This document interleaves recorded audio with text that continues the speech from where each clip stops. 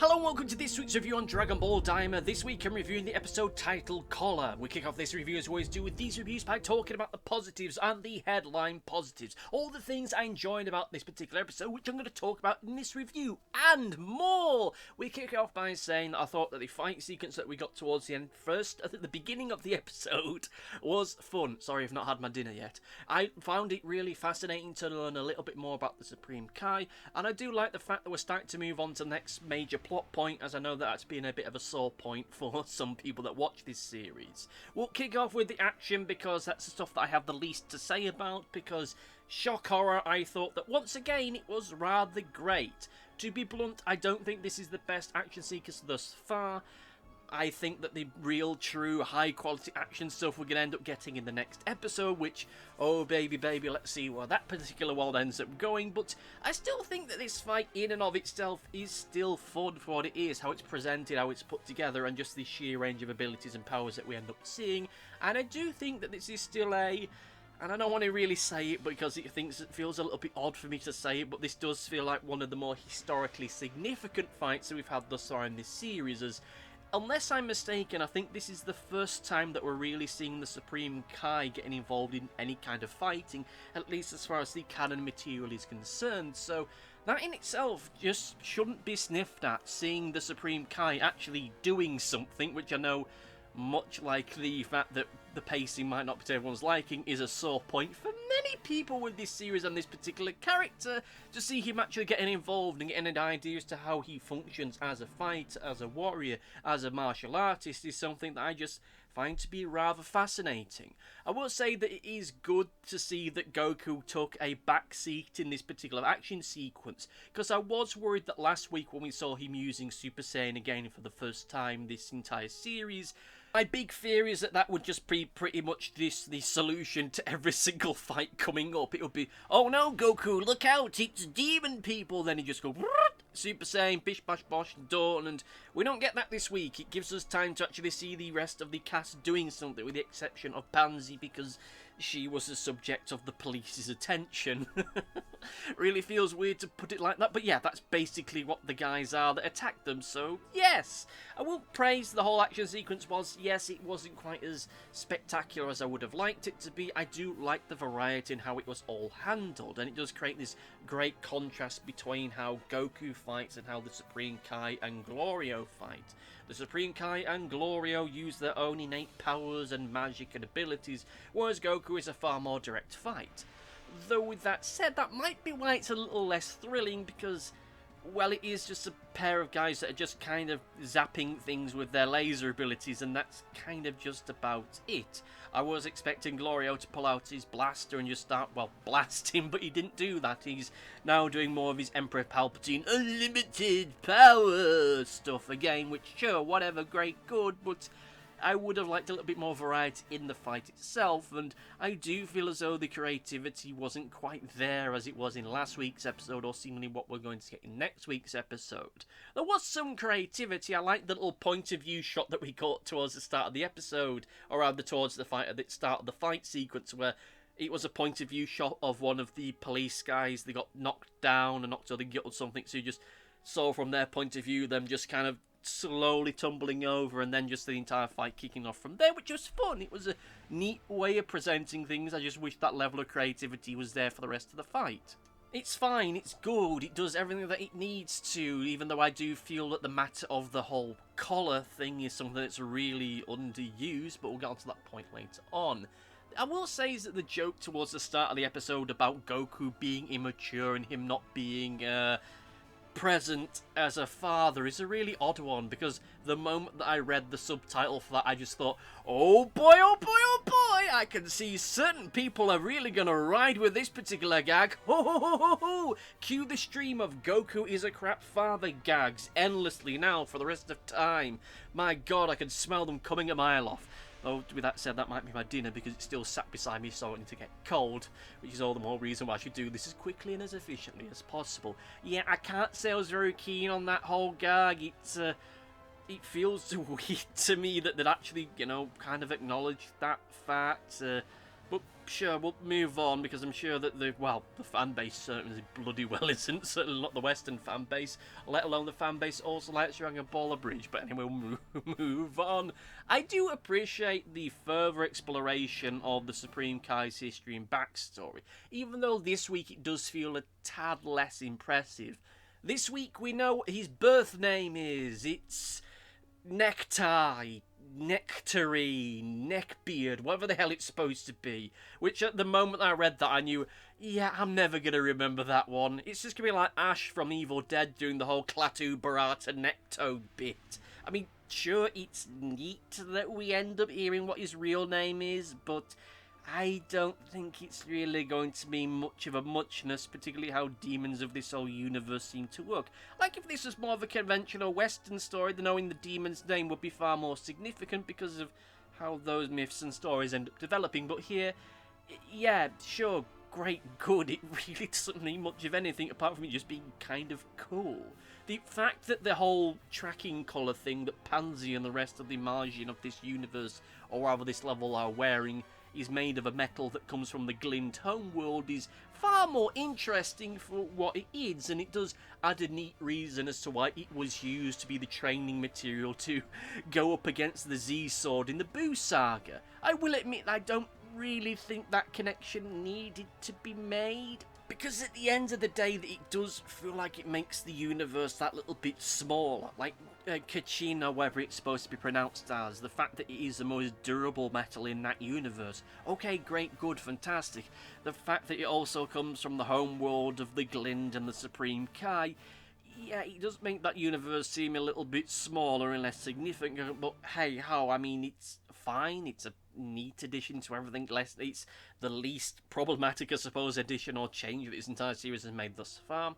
The speculation that Erensu, whatever her name is, the evil demon scientist sibling lady, is potentially the source of this material. She's the one that suggested to whomever to make these that this is the material you should be using is, well, it's an interesting element. I mean, it's pretty much as expected. It underlines the fact that she is evil. Not that I really think it needed to be underlined, because by this point we've pretty much established, yes, eyes on Arinsu, eyes on creepy scientist demon lady, because she's probably not a straight shooter. Sure, great, good. The fact that we need to underline it, of course, sure. I suppose it's for the people at the back that still think that she might be something of a neutral force in all this. She might just be a little bit too mercutial. She may be a little bit too self-motivated, a little bit too chaotic neutral. But I think that she's... well, some people may argue that she's neutral in the way that the Rani in Doctor Who was, or at least she was in the story that introduced her, because every story thereafter pretty much went of, yeah, she's just evil, a potentially interesting character dynamic, forget it, she's just evil, which I think might end up being the case here. There is a part of me that's still holding out hope that there might be some other element to her that makes her more of an interesting foil or problem for our heroes and villains, but we'll soon see where all that ends up going. Though I will say is I really don't think it needed undermining that they are evil, because, you know, it was pretty much explicitly said last week that she is, but, I mean, it's at least showing that she is evil, and it is showing a way in which she's manipulated and altered this world to her own ends, and is showing the ambition that she has. What she's actually doing with all of this, I don't know, and I'm sure we'll find out in due course.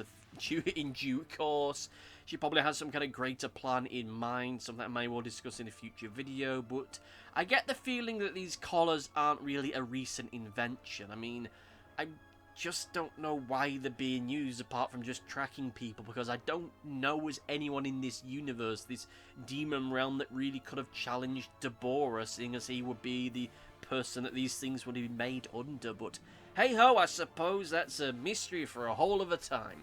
You know, I have the biggest issue that I have with the collar isn't the material that it's made of, or necessarily the motivation as to people who made it, but more so, yeah, it enters the story pretty much almost as soon as it appears, which is something I'll discuss in greater detail later on. Ooh, we're teasing that point so much, aren't we? There isn't really much else to talk about as far as the other part of the extended cast finally making it to the Demon Realm. Yeah, Vegeta and Bulma and Piccolo and Kibito and the other guy, Hibiscus, where he is, they're here now. They're in the Demon Realm. Woohoo! I can't wait to see what they're gonna do.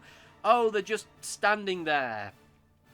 Vegeta and Piccolo are looking stoic and moody. Okay, and Bulma smells a bad smell. Ooh, that's a heck of a tease there. Look, I know the episode itself was getting on a bit by the time they actually made it to the Demon Realm, but I was hoping and expected to see a little bit more from them, see them doing something, see them interacting and understanding this world a little bit more, but hey-ho, we're not going to get that by the look of things, and the introduction, the way that they're brought into this does feel a lot more efficient than I was expecting it to be. There was a part of me that was fearing that we'd get a scene with them going up to the Warp Lord guy and them having to guess the pin number and all the shenanigans of that, and them effectively just retracing the steps of the main cast, but hey, we're not doing that, and I'm kind of glad that we did do that. Of course, the big element that most people are going to end up talking about and taking away from this particular episode is the fact that the big fight with the first Tekagami is about to begin! Or however you pronounce the big robot guardian name is. This is the first major fight of this series that wasn't a flashback or just something to show off the animation style or just to show off just how powerful the characters are. And I'm interested to see how it all ultimately ends up boiling out. I like how the stakes have been set thus far as all of this is concerned.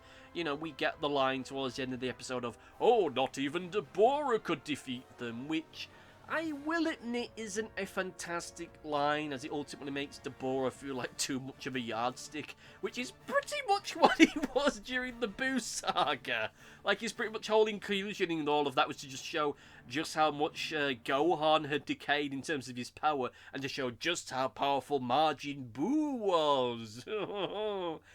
Well, I mean, yeah, he's constantly just being that measuring stick, isn't he? Whatever. I mean, I thought, wasn't Deborah supposed to be around the same level as Perfect Cell? Or something along those lines, I really don't remember. But whatever, it doesn't really matter. We know the Tekagami are super duper powerful and super duper loud, so we'll soon see how all this fight ends up boiling out. Or I should say, we'll see how this fight ends up boiling out. It does seem to be that from the little preview thing that we got towards the end of the episode, that the next big fight sequence is going to be mostly based around the power pole, which is, honestly, for my liking, just rather great to see. We haven't really seen the power pole be used all that much at all since Dragon Ball. It might have made a couple appearances here and there in the very, very, very early days of Dragon Ball Z, but aside from that, it hasn't really seen that much use whatsoever, so the fact we have been seeing it get used as much as it has done over the course of the past few weeks has been refreshing, and hopefully it is done in such a way that it makes the fight feel more unique. I think it would personally neat if each one of these fights against the Tekagami was different in its own way. They each had a gimmick behind them that made them special and gave them something that our heroes had to try and fight their way around. Yes, it does feel a little bit too video gamey. Yes, it does feel a little bit too gimmicky, but at the very least, it makes it so that each one of these fights isn't just powering up for 5 minutes and then punching the guy really, really hard in the face until they fall down. It gives a twist to everything, and I do really like that. Though I do worry that the power pole might end up being used too much from this point out, which I will admit does sound rather contradictory given the fact that I just turned around and said, oh golly gee willikers, I'm looking forward to them using it again. Because there is a part of me that, yeah, whilst I do hope that the big thing from this point out is going to be each of the Tekagami fights is going to be unique in its own way, there's also a part of me that worries that when we actually get to those Tekagami fights, that it's ultimately all going to boiling down to, oh, Goku has to use the power pole as his main weapon in this because the other guy's using a weapon, because he wants to fight honorably in this particular thing. Woo! Forget that. Forget that. If the power pole's overused, that's really going to ruin it. That's really going to take something away from it. But still, I'm interested to see where it ends up going. I genuinely am, and I think this might be the turning point for a lot of people, because I am sensitive to the fact that, let's be honest here, certain people aren't terribly thrilled with the pacing of all of this. They think it's, well, to put it politely, it's kind of treading water a little bit too much for them. So hopefully this is the sign that things are going to start becoming a lot more focused and a lot more, well, focused and a lot more at a greater pace and something they'll be far more into. With that said, however, let's get into the negatives. Now, this is a minor issue in the grand scheme of things, and it's not something I'm going to hold against the episode itself, but it's something I just think needs stating in the here and now. For those of you who don't know, I watch this series on Crunchyroll. I watch it subtitled. I will admit I'm not a massive fan of the Japanese voice acting for this particular series, but hey, I've gained a little bit of an appreciation and a love for it over the past few weeks, so not a major issue. The issue that I had this week, however, was the fact that the subtitles were broken. Not frequently. It was that weird thing where you get towards the end of a sentence and the punctuation would just freak the fuck out. Like, it's like when you use certain characters in a certain typeface and they don't work properly. Like with certain typefaces, they don't have like all the currency denominations. So if you type a euro sign in one thing, oh, it's fine. But if you type it in the other, you get the white square. Or in this case, or in other cases, you could say, you type in the euro mark and it just gives you a bunch of just weird code coming up, and that's what looks like was the case with this particular episode. The thing that sticks out to me as being weird is the fact that none of these characters that are being used are particularly special. Like, it's just exclamation points and commas and full stops. This really shouldn't be breaking the subtitles in this way, and it does end up making this whole simulcast thing feel a little bit cheaper than it is. But still, it's a minor issue. It could quite easily just be a coding thing. Just, again, they're taking the script from one typeface to another, and it just broke. Like, I'm not going to hold it against the episode itself, and hopefully it's something will be rectified in not too distant future.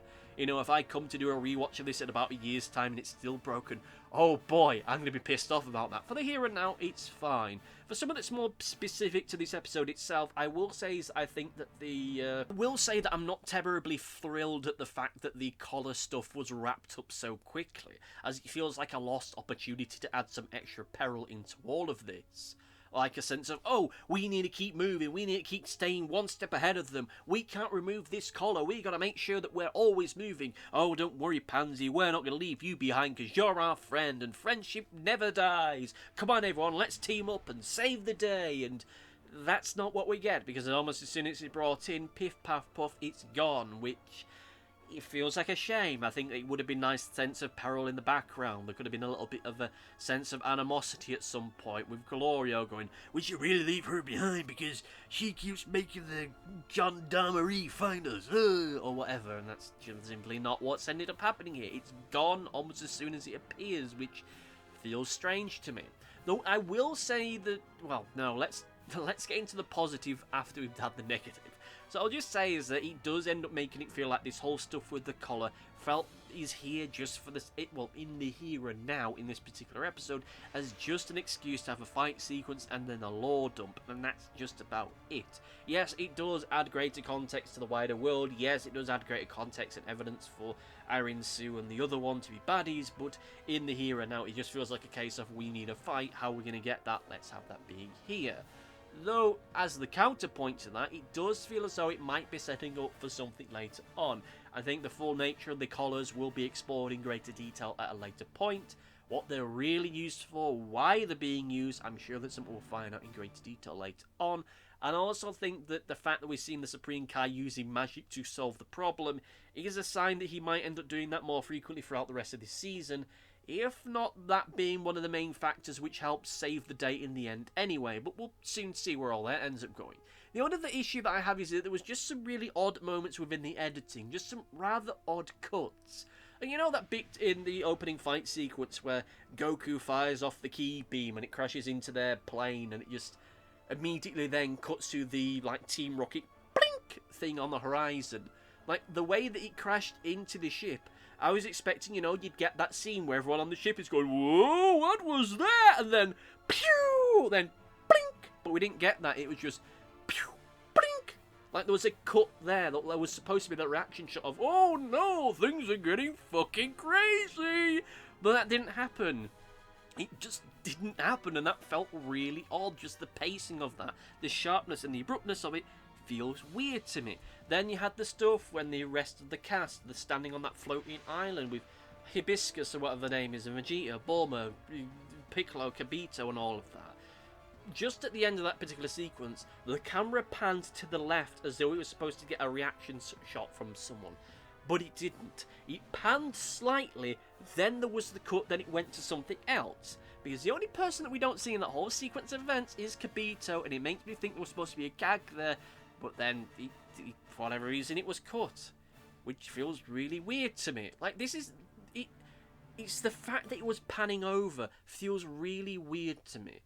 I don't know if at some point in the future we're going to get the equivalent of a director's cut with the extra 3 seconds of this episode edited back in, but yeah, it feels weird because you can't... There's a part of me that wants to blame it as being like a problem in like the production. Like if this was an older show, if there was something that was animated in the 80s or 90s, because, you know, I watched a lot of Saturday morning cartoons, you get those odd moments where the background would suddenly jolt because as they were taking a picture of that frame, the artist's arm moved and it kind of moved the background a little bit. You can't blame that on that now because we're in the age of digital, so that shouldn't be a mistake, but... yeah, we'll soon see where all that goes in the future. We'll soon see. Anyway, as far as the overview itself is concerned, this episode is fine. It is ultimately...